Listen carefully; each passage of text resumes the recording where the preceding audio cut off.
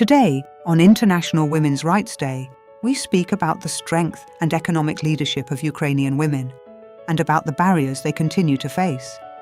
In recent years, more and more women in Ukraine have started their own businesses. Today, they represent nearly half of all entrepreneurs in the country.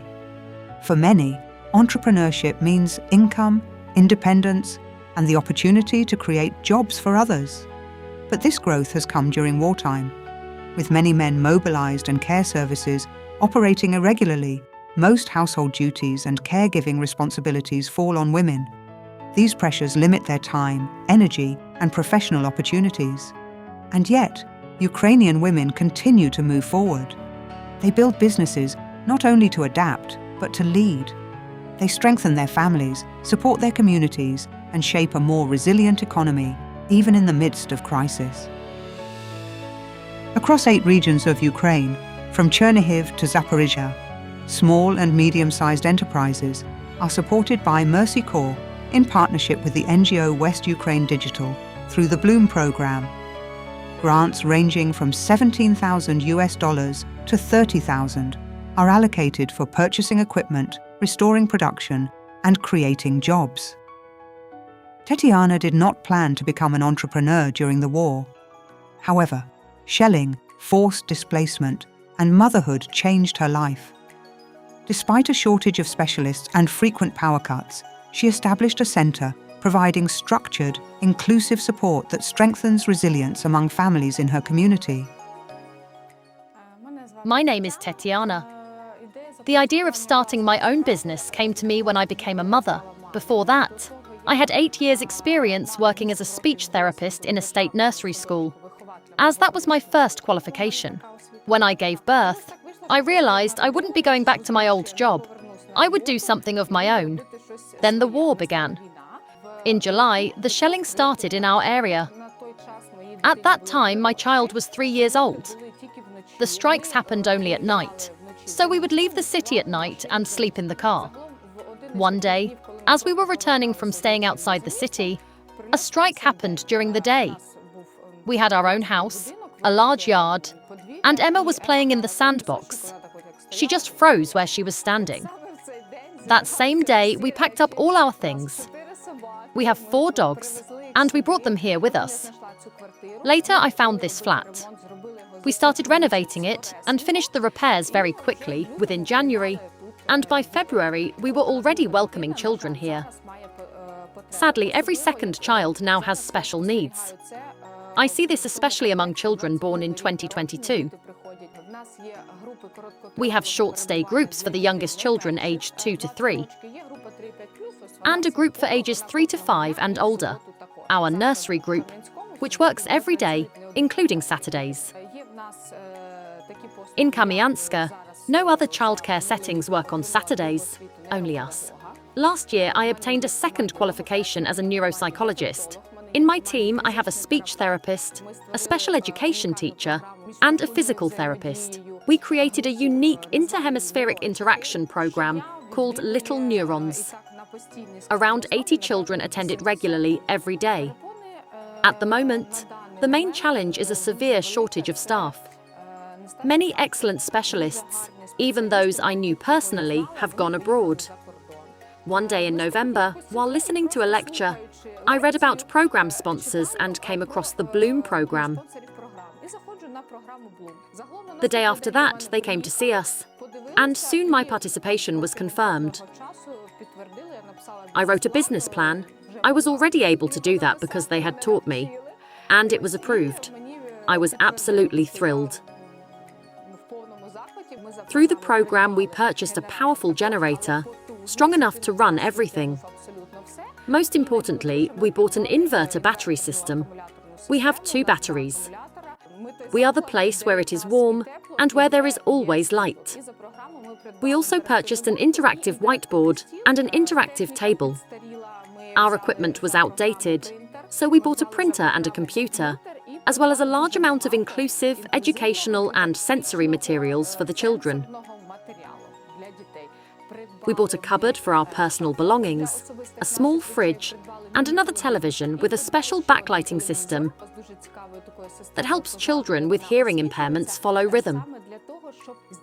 My daughter was always by my side. We did everything together. My husband helps me enormously. If I have too much work, he steps in. My child has never been an obstacle. She became the inspiration for the vision I had of how things should be. While medium-sized businesses require significant capital to sustain jobs and services, many women start with far fewer resources and build their work step by step using what they have. Through the Bloom program, self-employed women and micro-entrepreneurs affected by the war can receive grants of up to $5,000 to purchase essential equipment and restore operations. For some, this first investment becomes more than financial support.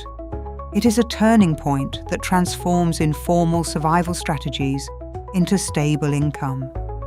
For Yana from Pokrovsk, this support made it possible to turn a long-standing passion into a viable business that now contributes to her family's stability. My name is Yana. I am 27 years old. I now live in Dnipro, but I am originally from Pokrovsk in the Donetsk region. We moved here because we lost everything: our house, our flat, our cars. We took our belongings and relocated with my parents, my husband and my child to Dnipro. At the moment, we continue working as we did before, in the ambulance service in the Donetsk region. My child inspired me to start my own business. When he turned 1, like all parents, we planned a wonderful celebration. We ordered a beautiful cake. It was so delicious, I can't even describe it. After that, I started trying to make similar cakes myself. I can't say they were beautiful at first, but they were tasty. For 5 years now I've been doing this. Desserts, trifles, cupcakes, cake pops, all sorts of pastries for my family. Anything that could be baked or cooked, I made it. My first clients were my parents and my friends, whose children are the same age as mine. Then friends of friends began recommending me. I need a birthday cake for my child. We'd like something really sweet. And it just took off from there. A friend of mine from Pokrovsk recommended the grant support to me. You could say I jumped on the last train. And it worked out, almost on the first attempt. I received 155,000 hryvnias. I spent it on an oven, gas on top in case of power cuts, and induction inside. A separate fridge, a separate freezer, a kitchen table, a generator, and an airbrush for decorating cakes, not only with velvet spray, but also with colours.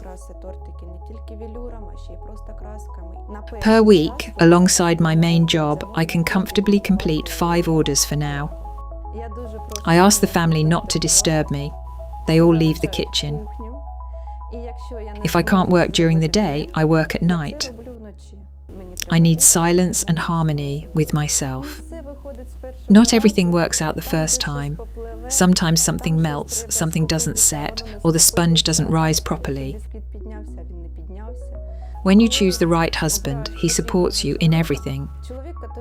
From I need to make boxes to please put the baby to bed because I can't. We support each other.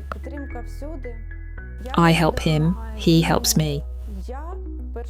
First and foremost, I would advise people to believe in themselves. Belief in yourself is what inspires and guides you. If a person lacks confidence, they won't even take a step forward because they will think it's a trap, and that's it. Tetiana and Yana have taken different paths, but their stories show the same truth. Despite war, uncertainty, and economic challenges, women are stepping up, supporting their families and communities while growing their own businesses. Every choice like this helps Ukraine bloom and grow stronger, day by day.